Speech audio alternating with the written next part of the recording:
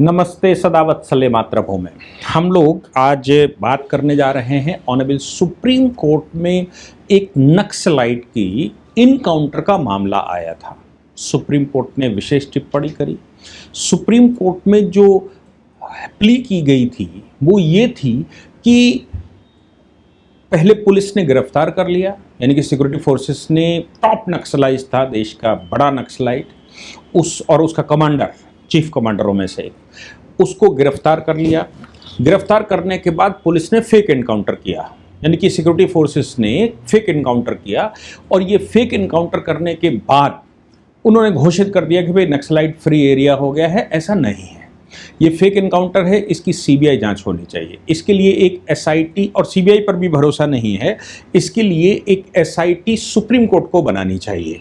Supreme court SIT बना दे तो फिर ये पता किया जाए कि ये फेक एनकाउंटर था और जिन लोगों ने फेक एनकाउंटर किया उनको दोषी ठहराया जाए। मैं बात कर रहा हूं कथा रामचंद्रन की। कथा रामचंद्रन तेलंगाना से था, बहुत बड़ा मतलब लॉ ग्रेजुएट था और पूरा एक सिस्टमेटिक, दिल्ली से लेकर वहां तक सिस्टमेटिक चला रहा था। और वो मतलब उसको जब सीज किया गया तो 7 करोड़ का तो उसको मतलब वो मिला है, 52 लाख रुपया उसके पास मिला है और तमाम तरह की संपत्तियां, और उसका एक स्ट्रक्चर, उसके कुछ लोग भी साथ में मारे गए।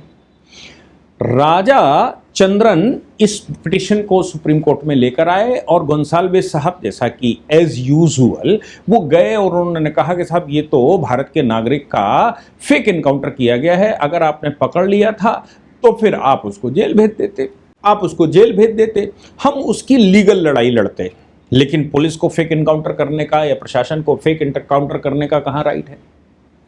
और वो आंध्रा, तेलंगाना और इधर एक्टिव था। आंध्रा में सरकार बदल गई है, उधर छत्तीसगढ़ में भी सरकार बदल गई है, मध्य प्रदेश में सरकार पहले से थी, इधर झारखंड एक समस्या है, बिहार में सरकार दूसरे तरह की। तो जो नक्सलाइट एरिया और जहां से ये शुरू हुआ वहां सरकारें बदल गई हैं। अमित शाह जी ने और नरेंद्र मोदी जी ने जब सत्ता में आए थे तो 2-3 बड़े टारगेट रखे थे। एक तो यह है कि घुसपैठियों वाला विषय चल रहा है जिस पर सरकार काम कर रही है। 370 पर उन्होंने कहा था, 370 का काम कर दिया है। सीएए पर कहा था, सीएए का काम हो गया। राम मंदिर की बात आई थी, राम मंदिर पर काम हो गया। और अब इसके अतिरिक्त इंफ्रास्ट्रक्चर, देश में इंफ्रास्ट्रक्चर बना ही रहे हैं, देश में इन्वेस्टमेंट ला ही रहे हैं, देश में रोजगार सृजन हो ही रहा है, देश में फैसिलिटी के मामले में सरकार पूरी शक्ति से लगी हुई है। और इंटरनेशनली भी पाकिस्तान को डेमोलाइज करना, चाइना को पीछे करना, और ये सब चल ही रहा है। फिर भी भारत में अब जो बचा था वो बचा था घुसपैठिए, इस्लामिक, भारत में 3-4 समस्याएं, कम्युनिज्म अपने आप में एक समस्या है, फिर उसके बाद इस्लामिक चरमपंथ अपने आप में एक समस्या है, चाइना दूसरी बड़ी समस्या है, इवेंजिकल चर्च यानी कि जो सिस्टम है वो अपने में समस्या है, और foreign investment in global market forces, ये भारत की बड़ी समस्या है। इनको कैसे दूर किया जाए? मैंने आपको आज सुबह, मतलब अभी आप पिछला एक लेक्चर रिकॉर्ड किया था जिसमें अमेजन भारत में एंट्री मारना चाहता था रिटेल मार्केटिंग में, कैसे रिलायंस के थ्रू मोदी जी की सरकार होते हुए उसको बाहर किया गया, सुप्रीम कोर्ट तक मामला पहुंचा था। यानी कि भारत के उपभोक्ता को भी बचाया जाए और भारत के रिटेलर्स को भी बचाया जाए। ये सब भारत सरकार कर रही है। ग्लोबल मार्केट फोर्सेस जितना उसमें लग रही हैं, अब चूंकि इंटरनेशनल पॉलिसी के हम हिस्से हैं इसलिए वो सब भारत में आएंगे, स्वाभाविक है, हम इन्वेस्टमेंट ला रहे हैं तो वो आएंगे ही, और आएंगे तो भारत को डिस्टर्ब भी करेंगे, और भारत को डिस्टर्ब करके भारत में ब्रिटिश ईस्ट इंडिया कंपनी या फिर डच ईस्ट इंडिया कंपनी, इनकी तरह वो भारत में मैनिपुलेट करके समय मिलने पर, अवसर मिलने पर भारत को घुमाएंगे भी। लेकिन यहां मोदी जी बैठे हुए हैं, और मोदी जी बैठने का मतलब यह है कि इनको किसी को भी सफल नहीं होने देंगे। अब नक्सलाइट बड़ी भारी समस्या है। अब नक्सलाइट मतलब जंगल क्षेत्र पूरा कब्जा करके रखा हुआ था।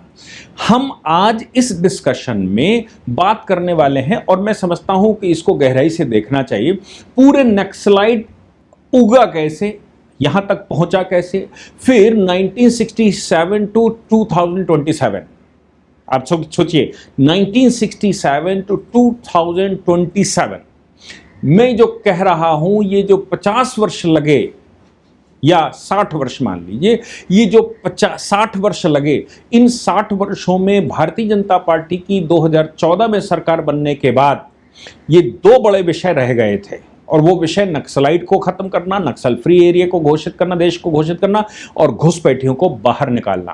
तब हमारे रिसोर्सेज का सही मायने में हम इस्तेमाल कर पाएंगे।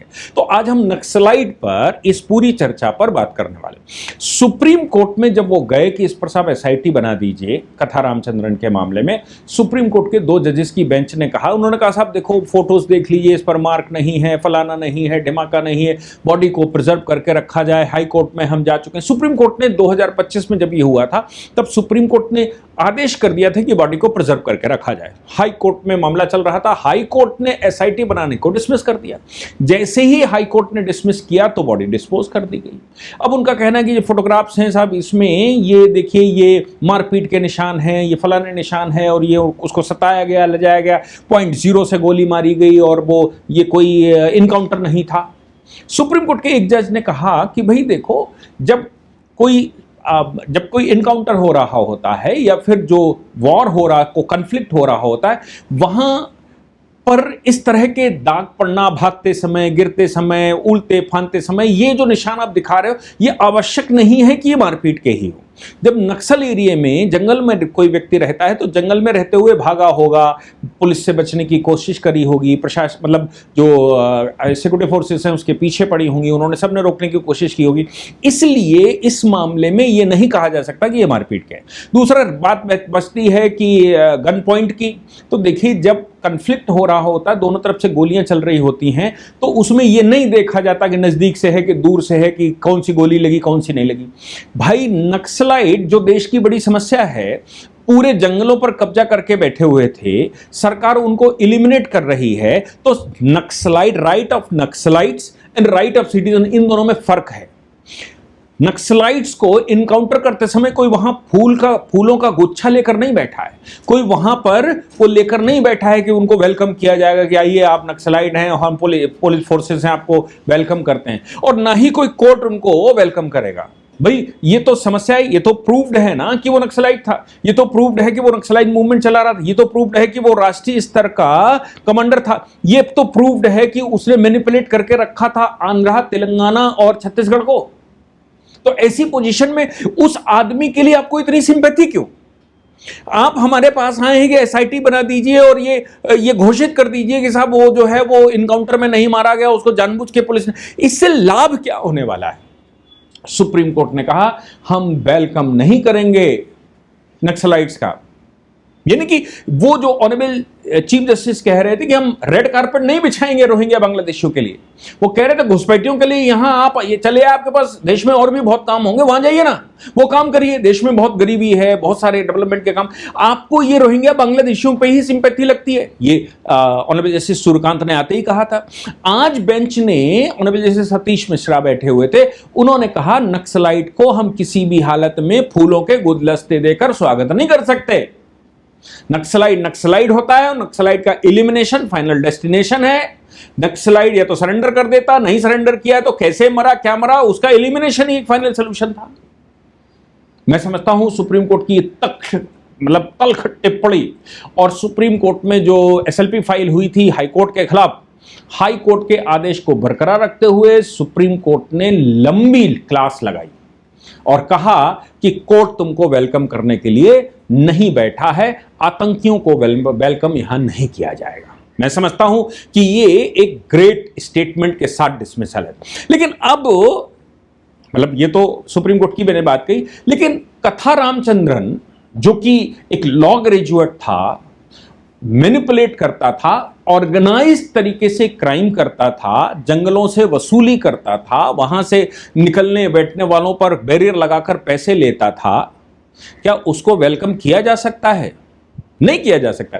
अब नक्सलाइट को एलिमिनेट करने का अगर देश में टारगेट बीजेपी ने साधा है तो इसमें क्या बुराई है? अब उसका तरीका कुछ भी हो सकता है, उन्होंने साफ किया है और अमित शाह लगातार कह रहे हैं कि हमने नक्सल फ्री देश कर दिया है और हम दोबारा जन्मने नहीं देंगे। अगर कोई एक आध उठेगा तो हम छोड़ेंगे नहीं। उन्होंने उसकी स्ट्रैटेजी बनाई थी। स्ट्रैटेजी में उन्होंने कहा था कि भाई देखो आप सरेंडर कर दीजिए, आप सरेंडर, ये समाधान योजना चलाई थी, समाधान योजना में उन्होंने कहा सरेंडर कर दीजिए, हम आपको रिहेबिलिटेट करेंगे। आप रिहेबिलिटेट नहीं करना चाहते तो आप छोड़कर चले जाइए, और अगर नहीं मानोगे तो हम इलिमिनेट कर देंगे, इनकाउंटर में खत्म कर देंगे। अब उनके लिए ड्रोन्स का इस्तेमाल किया गया, टेक्नोलॉजीज का इस्तेमाल किया गया। ये तो स्ट्रैटेजी सरकार को बनानी होती है ना। केंद्र की सरकार ने इतनी उम्दा स्ट्रैटेजी अपनाई कि अब जंगलों में ड्रोन घूम रहे हैं, कौन व्यक्ति कहां क्या कर रहा है। जंगल में अब निकलते समय किसी से ले भी नहीं ली जा रही है कि जंगल से निकलोगे तो आपको टोल देकर जाना पड़ेगा क्योंकि हम नक्सलाइट हैं। नक्सलाइट एरियो में भी अब गिरफ्तारियां या मैं कहूं किडनैपिंगें नहीं हो रही हैं। एक आध जगह मैं ये मानता हूं कि एलिमिनेशन घोषित कर दिया है केंद्र ने, चीफ कमांडर्स खत्म हो गए हैं, अब वहां कमांडर्स की कमी हो गई है। लेकिन ये तो सत्य बात है कि अभी भी जिनका रोजगार वहां से चल रहा होगा वो होंगे, और जिनका रोजगार वहां से चल रहा, मतलब यही उनका व्यापार था, वो लोग अभी होंगे, और वो उनको भी एलिमिनेशन या तो छोड़कर जाएं या फिर रिहेबिलिटेशन में जाएं, नहीं तो समाधान योजना में कुल मिलाकर नक्सलाइट का समाधान होना है। इस ऑपरेशन को भी ब्लू प्रिंट, क्या ऐसा कुछ ऑपरेशन नाम दिया गया था, जैसे ब्लू स्टार ऑपरेशन दिया गया था वैसे ब्लू प्रिंट या कुछ ऐसा नाम दिया गया था। हम एक चीज को समझ लें कि नक्सलाइट मूवमेंट कांग्रेस के टाइम पर उपजा कैसे, और 2004 में जब कांग्रेस की सरकार बन गई केंद्र में, तब नक्सलाइट एकदम चरम पर कैसे आ गया। 2004 में नक्सलाइट चरम पर आने का कारण यह था कि 2004 में जब कांग्रेस की सरकार बनी तो वो कम्युनिस्टों के साथ बनी, कम्युनिस्टों ने सपोर्ट किया, तो कम्युनिस्टों के नक्सलाइट ग्रुप जो बने हुए थे उन्होंने चांदी काटी, वो आ गए, उन्होंने कहा भैया अब हमारी सरकार है, अब डर काहे का, जब सैयां हो गए कोतवाल। तो अगर कोतवाल हो गए और कम्युनिस्ट पार्टियां सहयोग कर रही तो 2004 में उन्होंने यूनिफिकेशन करके फिर से पूरे देश के जंगलों को कब्जा करना शुरू किया। लेकिन एक चीज जो बहुत महत्वपूर्ण है वो ये है कि जब नक्सलाइट को एलिमिनेट करने की घोषणा कर दी गई और कहा नक्सलाइट फ्री हो गया, उसके बाद बीजेपी ने बंगाल जीता। बंगाल में इसलिए कह रहा हूं कि जो नक्सल शब्द है ना, ये बंगाल से निकला। नक्सल है क्या? नक्सलबाड़ी नाम की एक जगह दार्जिलिंग में थी, नक्सलबाड़ी नाम की एक जगह दार्जिलिंग में थी जहां से यह मूवमेंट शुरू हुआ। और ये मूवमेंट शुरू क्यों हुआ? 1967 की बात है। 1967 में उठना शुरू हुआ। गांव के कुछ लोगों ने अपनी बात कहनी शुरू की। आइडियोलॉजी चारू मजूमदार नाम के एक व्यक्ति ने ये कहा कि भाई अगर हमको सुविधाएं नहीं देंगे तो हम हमारे क्षेत्र में तुमको घुसने नहीं देंगे। ये मई 1967 की बात है, हम घुसने नहीं देंगे। ऑर्गेनाइज तरीके से सेनाएं खड़ी, मतलब आदमी खड़े किए गए, और सीपीआई एमएल, यानी कि जब सीपीआई की बात करते हैं, communist party of India, Maoist शुरू की गई, माओइस्ट तरीके से हम करेंगे। इसलिए जो लोग माओइस्ट, वो माओइस्ट भी कहते हैं और नक्सलाइट भी कहते हैं। नक्सलाइट मतलब नक्सलबाड़ी नाम की एक दार्जिलिंग में जगह, जिस गांव से ये शुरू हुआ, इसलिए उसको नक्सल मूवमेंट कहा गया। और इन लोगों को जो इसको फॉलो करते हैं 1967 से अभी तक, ये नक्सलाइट अपने आप को कहते हैं कि भाई हम नक्सल मूवमेंट के पार्ट हैं। अर्बन एरिया में इन लोगों ने 1970-71 में कलकत्ता में अपना स्ट्रक्चर बनाना शुरू किया। और आप सोचिए 1967 में ही कलकत्ता में सरकार बदलती है, यानी कि बंगाल में सरकार बदलती है, कम्युनिस्ट सत्ता में आते हैं। कम्युनिस्ट सत्ता में आने के बाद नक्सलाइट तैयार होते हैं, माओइस्ट तैयार होते हैं। क्या कमाल की बात है। और वहीं से ये सिस्टमेटिक तरीके से व्यक्ति सामने आते हैं। चारू मजूमदार के बाद तमाम लोग सामने आए जो कि 1980 से 90 के दशक में अपराइज हुए। जैसे ये लोग आंध्र प्रदेश पहुंचे, ये बिहार पहुंचे, ये बंगाल में पहुंचे, यानी कि पूरे देश में नक्सलाइट मूवमेंट चलाना शुरू किया। कहीं उन्होंने कहा हम कॉमरेड हैं, तो कहीं उन्होंने कहा कि हम फलाने हैं। वो हंसिया पर्चा लेकर शुरू हो गए। फिल्में बनाई गई, फिल्में मजबूरी में, आंध्रा में फिल्में बनी। आप देखिए खूब सारी फिल्में आंध्रा की आपको मिल जाएंगी जो कॉमरेड अपने आप को कहते दिखाई पड़ेंगे, जो अपने आप को ये कहते दिखाई पड़ेंगे कि भाई हम जो हैं वो लाल सलाम, बहुत सारी आपको, क्योंकि भाई आपको काम करना है, हम नक्सलाइट हैं, हमारी बात आपको माननी पड़ेगी, आप नहीं मानोगे तो पता नहीं क्या कर देंगे। अब ये 2004 में जब सितंबर सरकार बन गई, कम्युनिस्टों ने सपोर्ट कर दिया, फिर ये यूनिफाइड हुए कि भाई हम सब पूरे देश में अब शासन करेंगे, अब तो केंद्र में भी सरकार हमारी है, और यहां से इन्होंने खेल खेलने शुरू किए। 2014 में केंद्र में सरकार बन गई। हाँ, इसके अलावा एक काम ये हुआ कि भाई लोकल लोग बड़े परेशान हो गए, तो स्टेटों ने अपने यहां सेल्वा जुडम 2005 में बनाकर, यानी कि एंटी इंसर्जेंट ग्रुप, इनसे बचने के लिए भी लोकल लोगों को भर्ती किया गया और कहा भाई इनसे बचो, सरकार तुम्हारा सपोर्ट करेगी। हालांकि ये केवल इतनी सी बात नहीं है, इसके बाद भी वो तमाम तरह की गतिविधियों में शामिल है। तो इसका जो फेस है 1967 में शुरू होता है, 1972 में चारू मजूमदार की मृत्यु होती है, 1972 में अलग अलग ग्रुप्स निकलने शुरू होते हैं और वो इसको बढ़ाकर नेशनल मूवमेंट बनाते हैं। 2004 में फिर से कम्युनिस्ट पार्टी, कांग्रेस की सरकार बन गई, तो 2004 में फिर से यूनिफिकेशन होता है और अब ये चरम पर आते हैं। 2014 में केंद्र की सरकार इनको मारना शुरू करती है। 70% तक ये इंसर्जेंट खत्म होते हैं, टॉप लीडरशिप पूरी मार दी जाती है और जंगल में प्रोटेक्शन को लेकर कोर जंगल पॉकेट्स बना दी गई। कुछ पॉकेट्स में ये लोग रह गए और बाकी केंद्र, मतलब जो बड़े नेता थे वो सब मार दिए गए। जब सब बड़े नेता मार दिए गए, अब सवाल ये पैदा हो रहा था कि आखिर इनके पीछे कौन है। तो चाइना और म्यांमार इनको सपोर्ट कर रहा था। इसके अलावा मतलब वहां से प्रोक्यूरमेंट मिल रहा था। नेपाल का जो कंपोसा प्लेटफॉर्म था, यानी कि कम्युनिस्ट सब इकट्ठे होकर नेपाल में सरकार उन्होंने बनाई। नेपाल में जब वो सिस्टम में आए, उन्होंने राजा को पलटा, तो फिर वो इनके सपोर्ट में आ गए। इसके अलावा पाकिस्तान भारत को डिस्टर्ब करना ही चाहता था, तो पाकिस्तान ने आईएसआई के का उपयोग करके एक्सप्लॉइट करना शुरू किया, हथियार वगैरह भेजना शुरू किया। आर्म्स की सीधी व्यवस्था नॉर्थ ईस्ट ग्रुपों के, जो मोइवा ग्रुप हैं या NSCN हैं या और जो ग्रुप थे जो वहां इंसर्जेंसी चला रहे थे कि हम तो ईसाई हैं, हम तो बाहर जाएंगे, हम तो भारत है ही नहीं, उनका भी सपोर्ट, ये सब एक यूनिफाइड होने लगे। डोमेस्टिक लिंकेज भी पॉलिटिकल पार्टियों के मिलने लगे।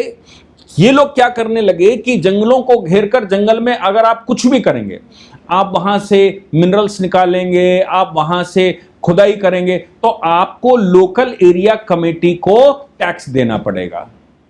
और बाद में जो अगर आप चुनाव जीतना चाहते हैं तो वो भी सपोर्ट करेंगे। उनके क्षेत्र में जो लोग रहते हैं उन विधानसभाओं में, उन लोकसभाओं में यही बताएंगे कि किसको क्या करना है, उसका पेमेंट दीजिए। टैक्टिकल अलाइनमेंट भी सामने आए कि भाई ये कैसे वो करते हैं। इन सबको अगर ध्यान में रखा जाए तो 1200 करोड़ रुपए का एक सिस्टम इन्होंने बना लिया। 400 से ज्यादा अर्बन फ्रंट ऑर्गेनाइजेशन ने बना ली। 52 करोड़ या 50 करोड़ के लगभग एनआईए ने सीज किया है सामान। 1200 करोड़ रुपए का ये पूरा कारोबार, ये वैसे ही था जैसे कि जाफना में प्रभाकरण का था। ये भाई हमारे क्षेत्र में आओगे तो हमें टैक्स दोगे, इनका जो खनन होगा वो सब हमारा है। ये लोग भी नक्सलाइट क्षेत्रों में ऐसा कर, जो नहीं देगा उसको ये पकड़ लेंगे तो फिरौती लेंगे, नहीं मानोगे तो मार देंगे। लेफ्ट विंग एक्सट्रीमिस्ट इनको सपोर्ट करके, और कांग्रेस उसी प्रकार की विचार रखती थी। कांग्रेस जब जब सत्ता में आई तो लेफ्ट बढ़ा। आपको पता है कि 1951 में पहले नंबर पर कांग्रेस और दूसरे नंबर की पॉलिटिकल पार्टी देश में लेफ्ट होती थी। भारतीय जनता पार्टी या फिर जनसंघ का उदय ही हुआ था, मतलब पैदा ही हुई थी, 1951 में पैदा हुई। तो जनसंघ 2 सीटें लेकर उस समय सिस्टम में आई थी, लेकिन कम्युनिस्ट पार्टी पहले से चल रही थी, वो पॉलिटिकल थी। ये सारा ब्लूप्रिंट, इसके पीछे 2017 में केंद्र सरकार ने समाधान डॉक्ट्रिन शुरू की कि भाई इसका हम समाधान करेंगे और इनको ट्रेस करेंगे।